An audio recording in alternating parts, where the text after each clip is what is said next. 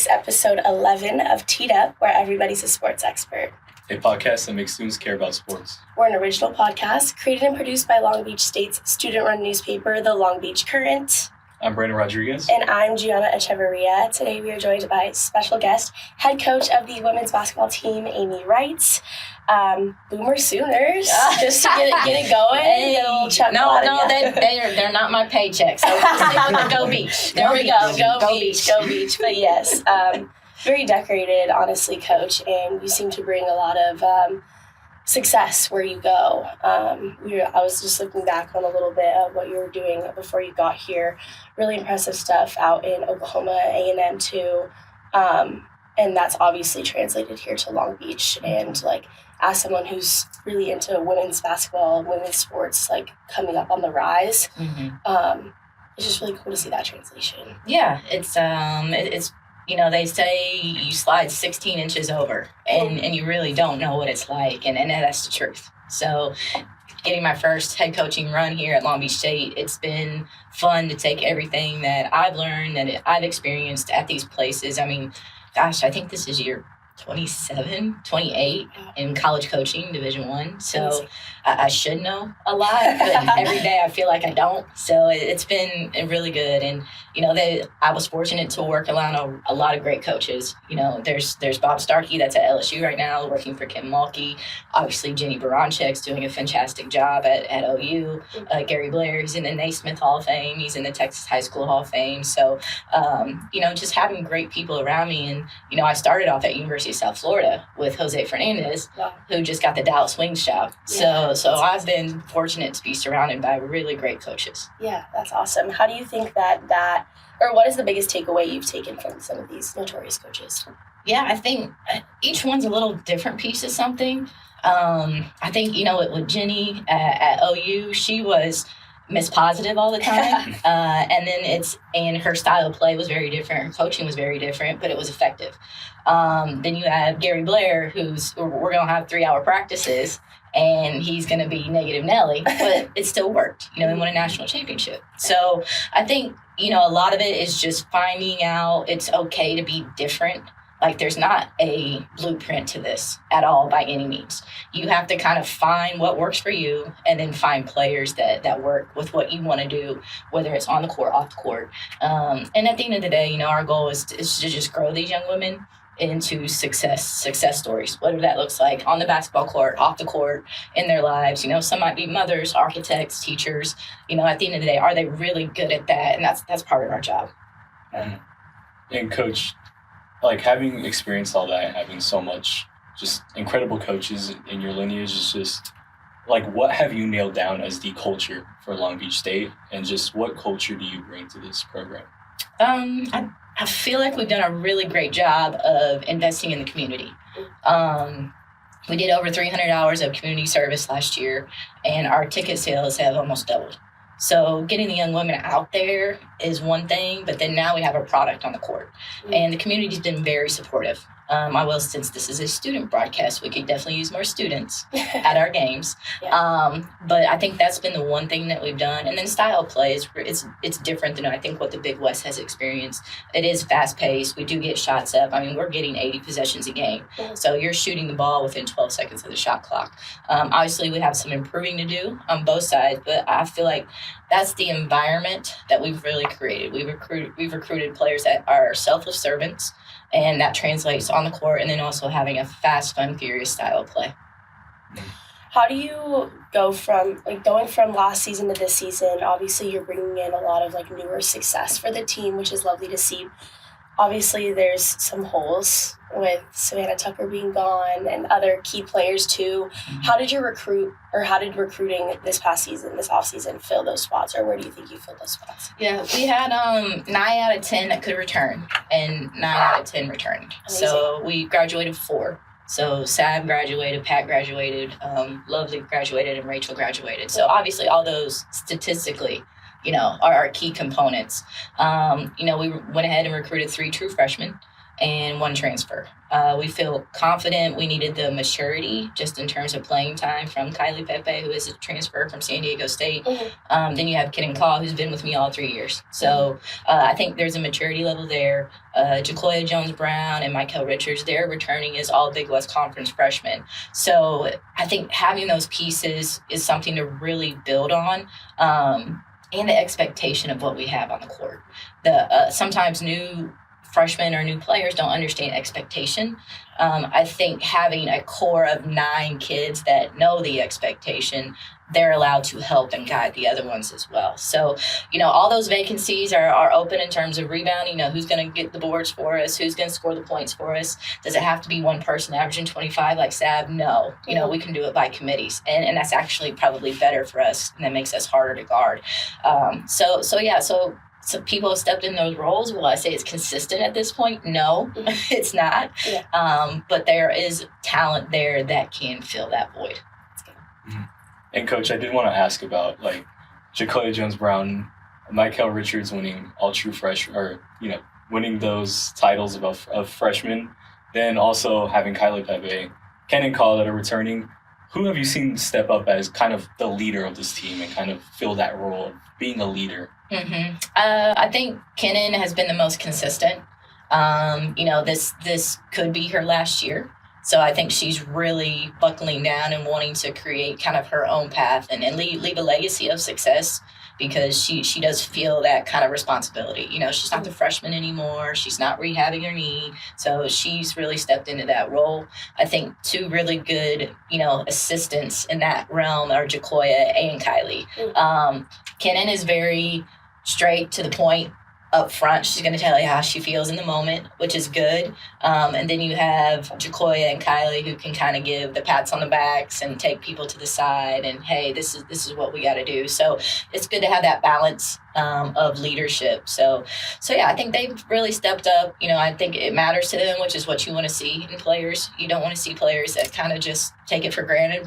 Their scholarships take for granted, what they're doing here. So they're Long Beach State, and they wear it with pride on their chest. So that's amazing. Also, kind of reflecting once more, what goes into your helping of the success of these players like Sav, like Pat, like Rachel Luby, who had such great numbers? How do you, if you can share, what are your key elements that get these players to that level? Yeah, I think it starts with one, you got to have a relationship with the players. They have to understand you. You have to understand them. Now that Sav's gone, Sav is unique. She's a very unique personality. And it was just getting to know her and know her story and having her understand our system. This is kind of up to you. If you want to be great in our system, you can be great. And having probably those same conversations with all of them, just in different ways. So they understand, hey, there's a role that you can fill here, but I want to utilize your skill sets in what we do. And so they really accepted that. They grew into it. They thrived in it. We've had a chance to have, obviously with the turnover of myself between the previous coach, we coach differently. And then we've had players that have came in from different programs, and those coaches coach differently than I am. Our players are constantly telling our newbies or transfers how lucky they are to be here. And that's not me.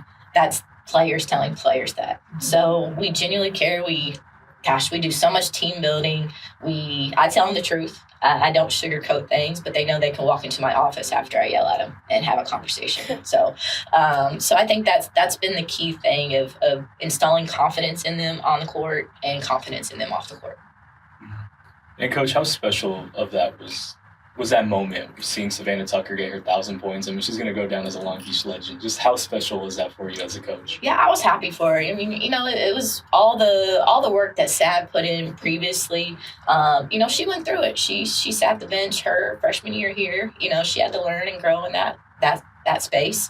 When I came in, it was an opportunity to play. She took it and ran with it. I think she was really quick to 1,000. In those 2 years that I had her. So I just think she took advantage of the opportunity, and that's what you got to do. That's what you got to do in college athletics. If a coach is giving you an opportunity, you have to take advantage of it, and that's exactly what she did in order to get to where she was. Okay, so season starts soon. This Saturday, we're facing Point Loma. What do you like? What are you most looking forward to get to the start? Yeah, I think it's growth. Every day we talk about growth. Every day we talk about, what are you doing to help winning? And that's in practice. That's off the court. Today they actually have a day off. So how many of you are getting in the gym and doing the unrequired work that it does take to have success? So we talk a lot about that. Like you said, there's a lot of statistically vacancies to fill. I'm excited to see who really wants to fill them, and it goes back to taking advantage of the opportunity. Are you taking advantage of the opportunity that you have to play right now, or are you hiding and trying to expect somebody else to do it? And I keep telling them, Sav's not walking through the door. Rachel's not walking through the door. This is your opportunity to show that you can do. So I'm excited to see the growth individually and collectively as a team. Mm-hmm. And Coach, for just an individual player, maybe, like, who should the Beach really be excited for? For me, my pick, Rosie Akot, 6'2" freshman. I'm excited. I'm thinking she's going to be dominating the boards. Mm-hmm. Who are you most excited for the Beach fans to see? Yeah, Rosie for sure has had a really good summer. Very, very raw, but I don't know if you saw any of the stuff we put out on video, but she's up there dunking, slapping the glass. And so that's exciting, right? Like, you don't see a lot of women do that, but she's very capable. I think who the Beach is really going to connect with is Kylie Pepe. So not only is she a local kid, like she lives 10 minutes down the street with her family. I think they'll connect in that way. She's going to bring 30 to 40 fans every game, but she also embodies everything that we want. Like, she's an asset to the community. She works hard in the classroom and she performs on the court. And those are the three pillars that we really want in our student athletes. And she's came in and just done a phenomenal job of fitting in with that, but then also excelling with her opportunity. Coach, you've highlighted community a lot in the conversation of, like, even the players and their connection with the community, how you're trying to reach out to the Beach community and the Long Beach community outside of the college. Do you feel like you've made an impact, and do you feel like they've made an impact on you? Yeah, definitely. I think the stories that you hear when you first get here as a new coach, you look at the attendance, you look at the community service hours, you look at the relationships that were already built, and I think they were a little slim, just coming from what I'm used to. We're doing functions every day at Oklahoma. We're doing functions every day at a Texas A&M. Mm-hmm. So it was weird when I'm like, what are we doing tonight? I'm asking people and they're like, we've never done anything. So it was a clean slate to either say, hey, this is how it is here and I'm not taking advantage of it, or let's start something great and really reach out. So I think the alumni has been amazing. There's a group of women that are retired. They're called the Old Beaches, and they're about 80 strong, and They are so supportive of our players. Most of them played sport here at Long Beach State. Some basketball, some volleyball, some just played rec because they didn't have Division I sports when they were here at school. So hearing those stories, connecting with them has really added value to our history. And so the girls understand, like, most of these women played for free. They didn't have scholarships. They did it because they loved the game. So them sharing their love, I think has been really good. You look at fundraising, we're well into six figures now that we've invested in the community, and now the community is investing in us. Yeah, that's amazing. And Coach, having all those fans always supporting you guys, how big of a difference was it when going from the gold mine over to the pyramid? I know you guys had to deal with the gold mine at first. Yeah. Oh, yeah. What was that shift like going from there? I think we notice in tight games, and then we notice after the fact. So the reason I say that is you can feel the crowd there, but each kid is looking for a specific area of people that they connect with. So if they see them in the crowd, they're good. What we do after the games, we have something called the 3-minute drill, where each player goes into the stands in a different area and connects with that group of people in the stands. So I think they really feel it there, because win or loss, those people are there to support the girls as players and student athletes. So I think that's what we've done. That 3-minute drill is worth staying after. It's worth getting to know the players. And it's just been really beneficial, where they've created a good network for themselves. I have one young lady, Judith Fernandez. She goes to the same spot every time, and it's one of our boosters that knows an accountant, and she wants to be an accountant. So that connection never would have happened if you don't provide opportunity to have conversation. Yeah, 100%. Okay, younger team this season. In comparison to last season, like you said, a lot of returning. But I don't know, how do you feel about like the way that these girls portray themselves on the court? How do they show that they're still the big people, the big dogs, if you will? Yeah, I think they're learning how to do that. I think I have 3 that are comfortable with it. Okay. Kylie, Kinnan, and Jacoya. Like, they're very comfortable taking on that role and wanting the same success, if not even more than what we've had the past 2 years. And that's part of the gelling and the meshing that goes on with a young team. We're asking the freshmen and sophomores to grow up, quite frankly, quicker than maybe what they're used to, because we're going to need everybody. It's a long season. We have a tough schedule, and, they're going to have to play minutes, and they can't be a deer in headlight when they get on the court. They got to be ready to go. So I feel like they are taking the lead from Kid and Kylie and Jacoya in terms of being prepared. Are you doing your scouts? Is your nutrition up to date? Are you sleeping? Are your classes good? Are you getting unrequired work in? And so it's good to have those 3 leading strong, and then people kind of visually being able to see what you're supposed to do. Instead of just talking about it, do you actually visually see what it's supposed to look like? And just from like high school to that point, how do you feel like they've shifted in this short time period? Yeah, a few of them have really taken the lead. It's funny, you'll go through summer and your freshmen, they can't walk after a week because they've not done that kind of work before. Right.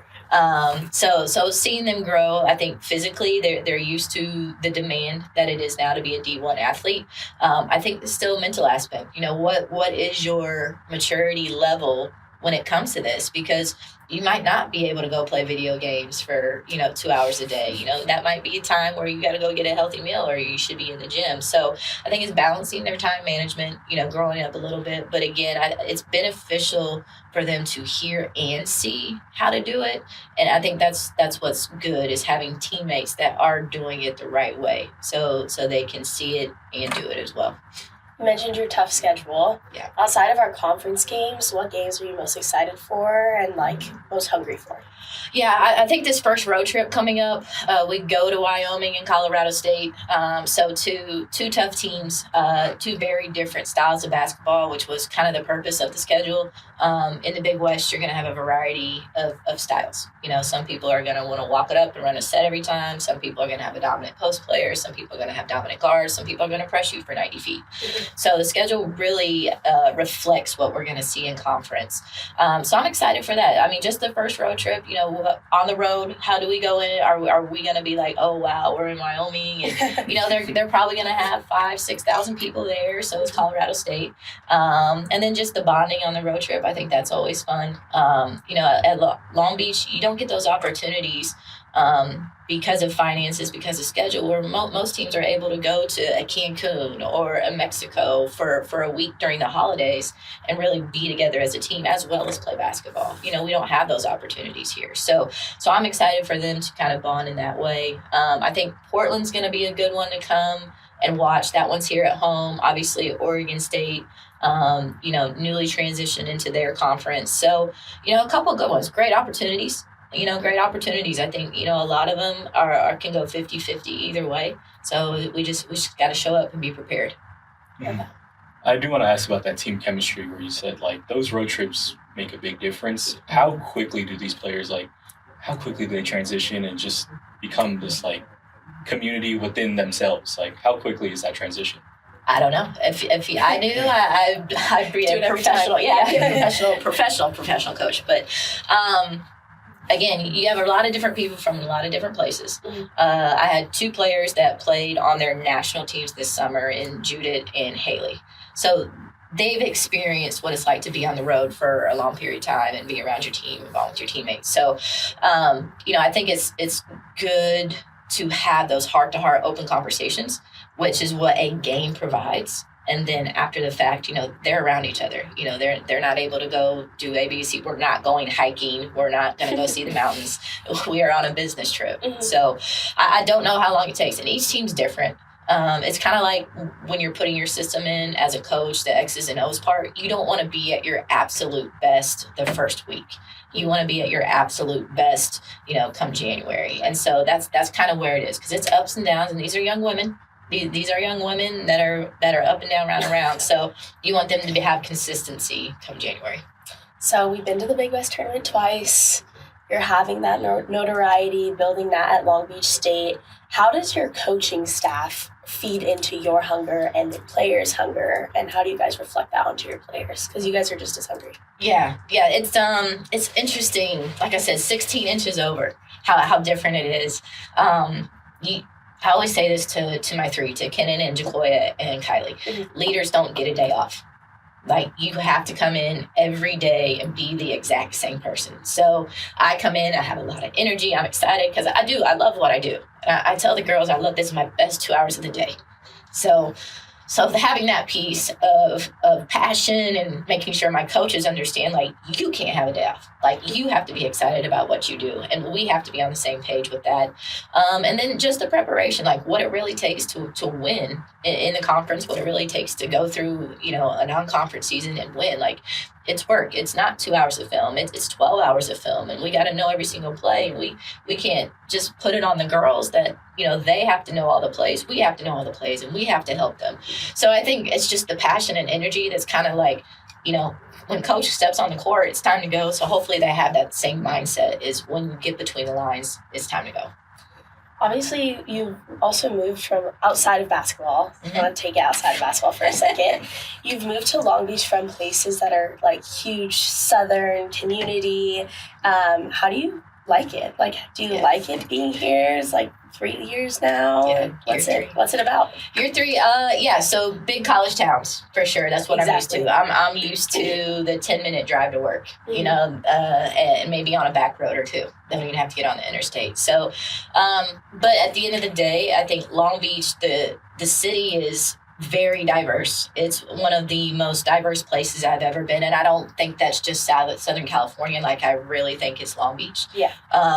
It has different pockets that you can find different things. When I first moved here, I was like, I'm going to live by the water. I'm going to live on the ocean and, go to work and then kick my feet up and find out, you really don't have time for that once you get into it. Yeah. So, but it's gorgeous. It's beautiful. Like I said, the people really make it something special. So if you live here, you're part of a great community, and I think you can only add to it by respecting the diversity that is here, respecting what has been here in Long Beach for a long time, and continually to grow it, talk about it, and praise it, because it is really something special here. Coach, I want to kind of delve into that community as well. Being an openly out coach, mm-hmm. just how have you felt like you made an impact on this community? Because that's something I'm like super interested in, is like, have you felt that impact, Coach, that you have made on the community? I think maybe after the fact a little bit. Like, my priority has always been my players and their comfort level.